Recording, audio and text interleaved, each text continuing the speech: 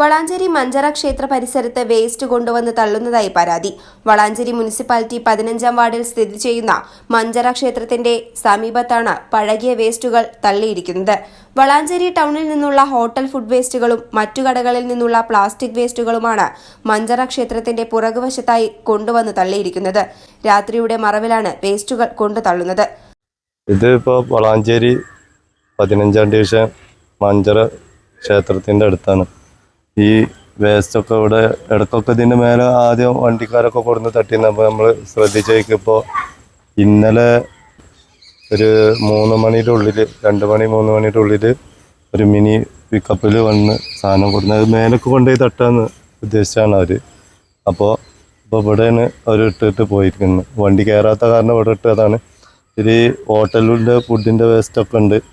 പിന്നെ കുറേ കച്ചറകളുണ്ട്. അങ്ങാടിയിൽ നിന്നുള്ള വളാഞ്ചേരി ടൗണിൽ നിന്നുള്ള മാലിന്യങ്ങളാണ്. കുറേ പ്ലാസ്റ്റിക്കും ഇതൊക്കെ ഉണ്ട്. ഇതൊക്കെ മഴ പെയ്താൽ ഫുള്ള് ഒലിച്ചിട്ട് ഇവിടെ താഴത്തൊക്കെ വീടുകളാണ്. പ്രദേശവാസികൾക്കൊക്കെ ഭയങ്കര ഇതാണിത്. ഇത് മഴ ചെയ്ത് കഴിഞ്ഞാൽ ഫുള്ള് അങ്ങോട്ട് താഴത്തൊക്കെ റോട്ടിലേക്കൊക്കെ വരികയാണ്. പിന്നെ ഇതിൻ്റെ അടുത്ത് തന്നെ വീടുണ്ട്. പിന്നെ ഇത് അമ്പലമാണ്. അമ്പലത്തിൻ്റെ സ്റ്റേജാണിത്. സ്റ്റേജിൻ്റെ പുറകിലാണ് ഇപ്പോൾ ഇതിട്ടിട്ടുള്ളത്. അപ്പോൾ ഇതിനെതിരെ ഞങ്ങൾ ഇപ്പോൾ വളാഞ്ചേരി പോലീസ് സ്റ്റേഷനിൽ ഒരു പരാതി കൊടുത്തിട്ടുണ്ട്. ഇനി മുനിസിപ്പാലിറ്റിയിലും കൊടുത്തിട്ടുണ്ട്. ഇത് കൊടുത്തിട്ട വണ്ടിയുടെ നമ്പറും നമുക്ക് കിട്ടിയിട്ടുണ്ട്. അപ്പോൾ അത് സ്റ്റേഷനിൽ വെച്ചിട്ട് കൊടുത്തിട്ട് പരാതി കൊടുത്തിട്ടുണ്ട്. അപ്പോൾ ഇനി ഇതിനെതിരെ നമ്മൾ ശക്തമായിട്ട് തന്നെ നാട്ടിലെ ഇത് ഒരുപാടായി ഇതിൻ്റെ ഭാഗത്തൊക്കെ ഇവിടെ മേലെ കാടാണ്. കാടിൻ്റെ മേളിലൊക്കെ കൊടുന്നിട്ടാണ്. അപ്പോൾ അത് ജനങ്ങൾക്ക് ഭയങ്കര ബുദ്ധിമുട്ടായിട്ടുണ്ട്.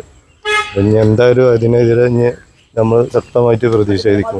വേസ്റ്റ് കൂടിക്കിടക്കുന്നതിനാൽ പ്രദേശത്ത് തെരുവു നായകളുടെ ശല്യം കൂടി വരുന്നു.